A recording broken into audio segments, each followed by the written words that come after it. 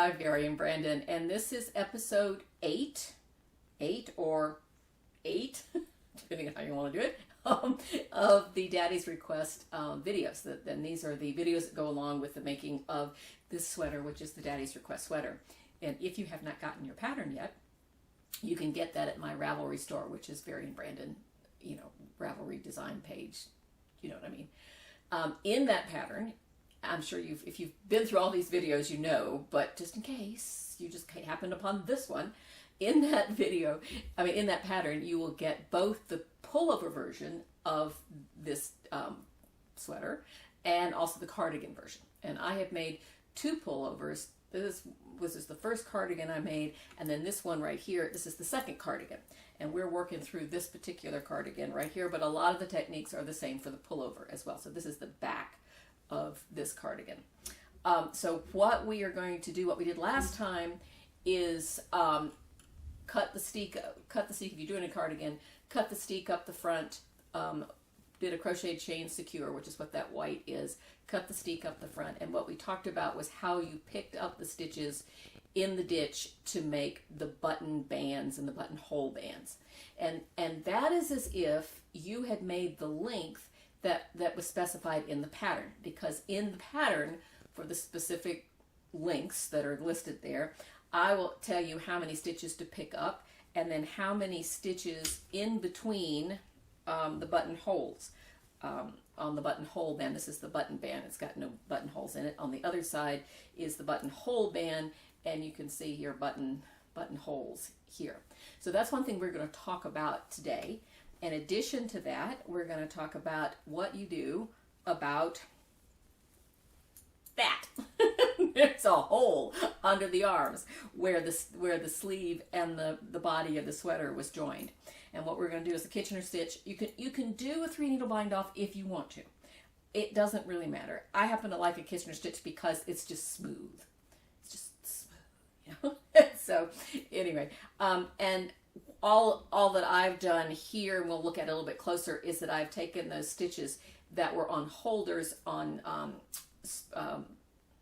waist yarn holders, and I've put them onto 2 needles. And it really doesn't matter what size needles, lengthwise or other, but I just put them on 2 needles so that this needle has the stitches from the under of the sleeve, and this has the stitches for the body. But we're going to look at that closer. So let's go and set up the camera in the other location, or the other camera, whatever I'm trying to say, and we'll look at first how you space out, how you know how many stitches to pick up and how you space out your buttonholes. And then secondly, we will look at the Kitchener stitch and how we'll finish that up. And then we'll come right back here and talk about what's next for episode 9. But in the meantime, this is episode 8. And so let me go set up the other camera. All right, now we need to figure out how many stitches we're going to pick up along the front edge if your length is not one of the ones specified in the pattern, whether you've decided to make it shorter or longer. So what you need to do is get your neck ribbing done and then measure from the top of your neck ribbing down to the bottom of your body ribbing, and whatever it's, in other words, the length of the opening in the front. In my case, my length is 26¼ inches. Okay, now I'm going to multiply that times 7, which is 7 rounds per inch. Okay, and that'll give us how many rounds there are approximately in that front opening. And the answer to that is 183 3/4. Okay, so that's approximately how many rounds there are in the front, up the front of your cardigan. So then what we're going to do is we're going to, because of stitches, the height and the width of the stitches is different, and what we're getting ready to do, you see, because what we're doing is going up the front of the cardigan, like this. We're going up the front. So this should be from here to here. This is, the stitches are going that way. Okay, what we're getting ready to do is pick up right along this edge and go that way. So these stitches will be going this way, and since the height and the width are different, we're going to take either 90% or 95% of these stitches to figure out how many we're going to pick up in here, because there are less stitches per width than there are height, if that makes any sense whatsoever. I don't even think about it, I just do this.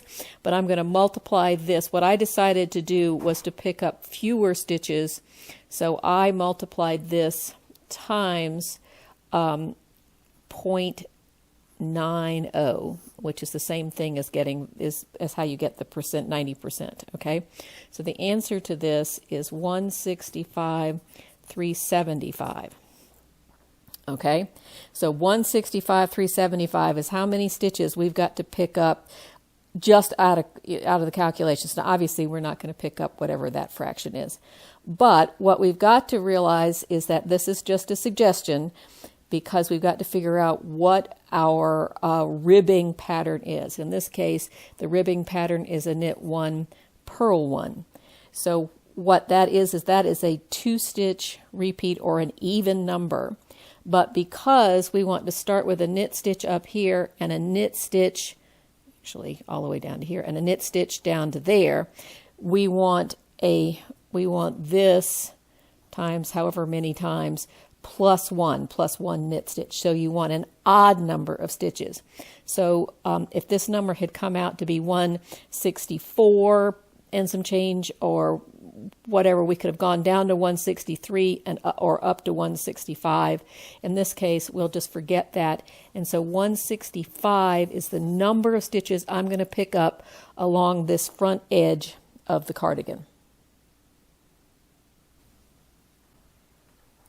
Now the next thing we've got to figure out is what is the spacing between the buttonholes along the front. Okay, we know, I mean, the button band for sure is, we're just going to have buttons on it, is up on 165 stitches is what we talked about. So let's look at this formula real quickly. This S stands for the spacing, how many stitches there are between buttonholes. So the N stands for the number of stitches you're going to pick up, which we figured out was 165. The H stands for how many stitches there are in your buttonhole, whatever size you want. In my case, I decided to do 4, but we'll get to that in just a second, times the number of buttons there are, minus the number of stitches we have at the top and at the bottom, because your buttonhole is not going to be right at the very top of your of your band. So I'll tell you that in just a second. And then this is the number of buttons minus 1, because the number of buttons minus 1 actually equals the spaces in between the buttonholes.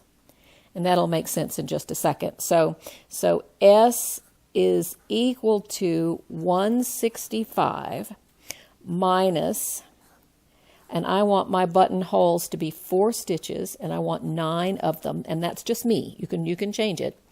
Minus the extra stitches, which in my case I want 2 stitches at the front and 3 stitches at the bottom, which gives me 5, and then 9 times 4 is 36. So, and this is over 9 minus 1, which is 8. So what we end up with is 124 divided by 8, which is, right? 124 divided by 8, is 8, yes. Hello. And that's, so that equals 40, and we have 4 stitches left over. So what that means is that of the spaces between the buttonholes, 4 of them are going to have 15 stitches each, and then 4 of them are going to have 1 more stitch each, which is like 16. So 15 stitches and 16 stitches, that's going to be used 4 times, and since there are only 8 spaces, then this one's going to be used 4 times. Okay, well, let's see what that looks like. Here's my handy dandy little thing here that I use just to kind of show how this spaces out. So here is the whole front, this is the front of your, this is the buttonhole band. There are 165 stitches that I've picked up along this band. There are and these represent the spaces in between the buttonholes. Now these are the buttonholes here, and they are all 4 stitches each. There are 9 of those, okay? Here is the space at the bottom here and the space at the top. The top, I have 2 stitches, and at the bottom I have 3 stitches, okay?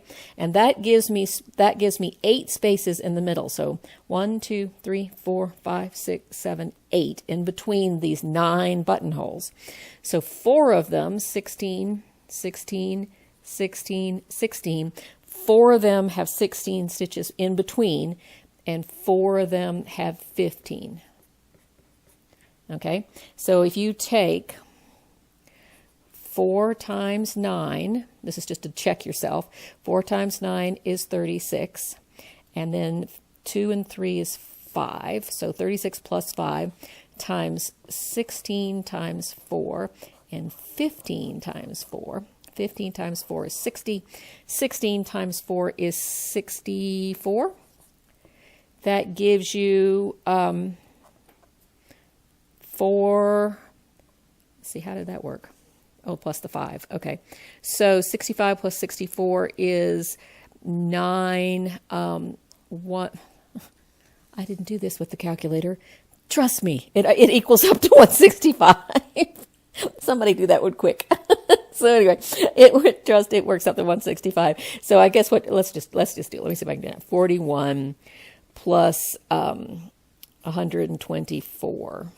Is 165, okay? So you got 41 is 5 and 36 is 41, 64 and 60 is 124, so that equals to 165, okay? All right, let's look at how to do this Kitchener stitch, okay? So what I have got here is I have taken the 2 sets of needles, the 2 sets of stitches that were on holders on scrap yarn, and put them on 2 needles like this. This is the one for the sleeve, and this is the one for the body. And I have just put them so that they're set up for like a 3-needle bind off, like that. But I could have just as easily slid them to the other ends of the needles and turned them around this way, and had the tips of the needles this way. It doesn't really matter, as long as you've got it lined up so that the right side of the fabric is facing you. And what I do is, hold on to it just like that, so that keeps them separated. I've got my tapestry needle threaded with the same yarn. Okay. So what we're going to do is we're going to look at what actually stitch you're going to do. And this is not pon and cough and con and poff, just in case you're interested. This is the front needle, and we're going to be working this way. You purl and put this needle through that stitch as if to purl and leave it on the needle. And then the next stitch you do as if to knit and take it off. And then you go to the back needle and you as if to knit and leave it on, and then the next stitch as if to purl and take it off. But that's once you get going. The very first stitch you're going to do is you're going to do both of these together. You're going to do the front one, purl as if on, and leave it on as if to knit and take it off, and then we'll go to start this mess, okay? So let's see what that looks like. The first stitch, as I said, as if to purl and leave it on your needle, and you're not pulling this real tight. You want to leave at least enough yarn here so that you've got, so you can thread a needle and reeve it in. And now I'm going to the back needle and as if to knit and leave it on. Those are the first 2 things. Now we get started. The next thing says as if to knit and take it off, and as if to purl and take it off. But what I'm going to do is if to knit, and then I'm going to go back and do as if to purl and leave it on, as if to purl and take it off, and as if to knit and leave it on. So you're going, just doing these. When you get here, you start back there. That's what I'm trying to say. All right. So I'm back. I've the thread's in the back, so I need to go to the front. So as if to knit and take it off, and as if to purl and leave it on.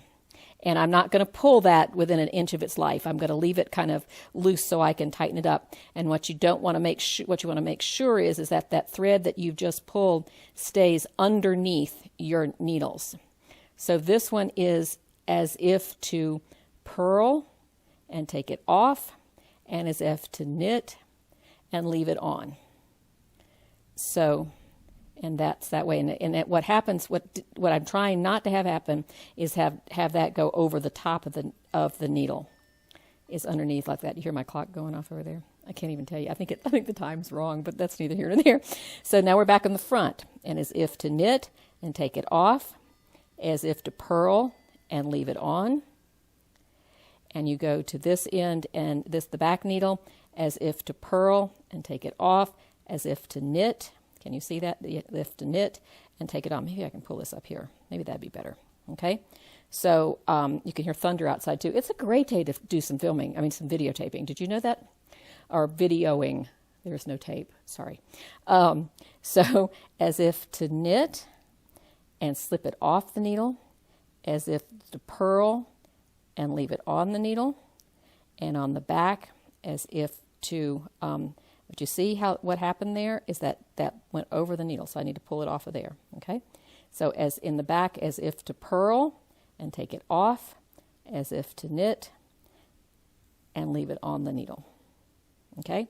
And I'm not pulling it really tight, all right? So I'm going to keep going, as if to knit, take it off, as if to purl, leave it on, as if to purl, take it off, as if to knit, leave it on, as if to knit, take it off, as if to purl,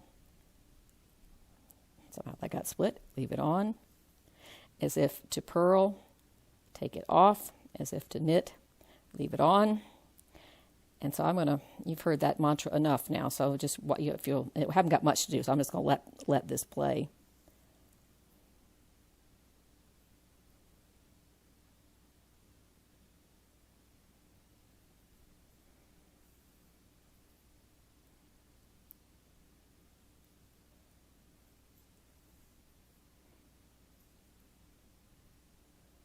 Actually, I'll let this record. I won't let it play. I'll let me play.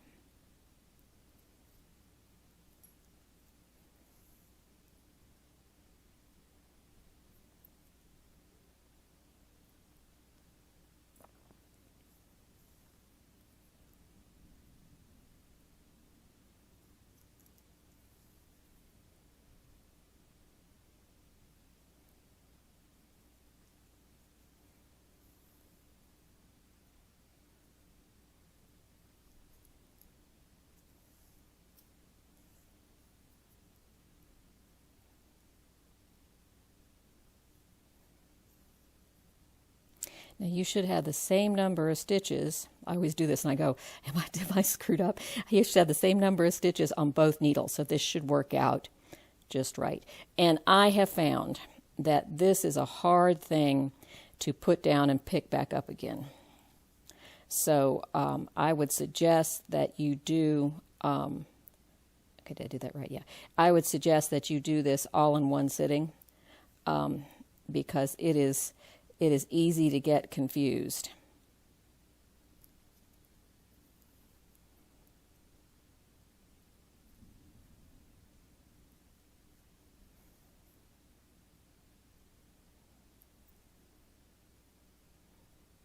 I should have two. Yeah.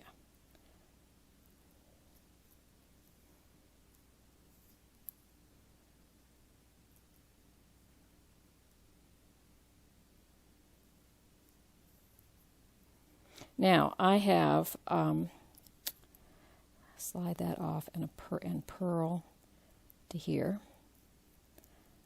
Leave that on, and then this one I'm going to purl off, and then knit. Leave that on. So then I'm going to knit this one off, and then I'm going to purl that one off. Okay, and then pull that through. All right, so that's what that looks like, and it looks really messy. But I'm going to go through and tighten up all those stitches to make them look good. Okay, and I'll show you when I get back. All right, I'm going to try to get this done before I lose light. We've got a big storm coming in, and you can hear it rumbling behind me. But this is what I've just finished. This is the sleeve going this way, and as I said, I've added some light. I don't remember whether I said that or not, but anyway, I've added some light so that you can at least see it a little bit better. But what I did is I went in and I just started with one half of the loop and just tugged it till it was about the same size as all the other stitches. But what that gives me is it gives me these two holes here. And that'll happen when you change directions, with knitting, from one direction to the other, you have a hole there. But I've got these two threads on either side to put onto my tapestry needle and just go around and kind of tighten that up, and I'll do that in just a minute. But in the meantime, we're done. The Kitchener stitch is done. It's just a little teeny tiny thing. Didn't take me long to do. It won't take you long to do at all, but that will be done. And then the next, we'll talk about what's coming up next. Okay, hopefully all of that made sense. I am sorry. We ended up with a huge storm that didn't even hit us, but it was thundering and it wasn't lightning and it was getting darker, and I thought, oh crud, I want to get this video finished, and now it's bright and shiny. So I have no idea what that was all about. We live on a you're trying to get the sweater done, but just as an aside, we live on what's called an escarpment, so that the storms, when they come in, they hit the escarpment and then just dump, and usually it's us that gets dumped, but this was further up the mountain that it seemed to get dumped on. But anyway, that's neither here nor there. You saw what I did. I finished up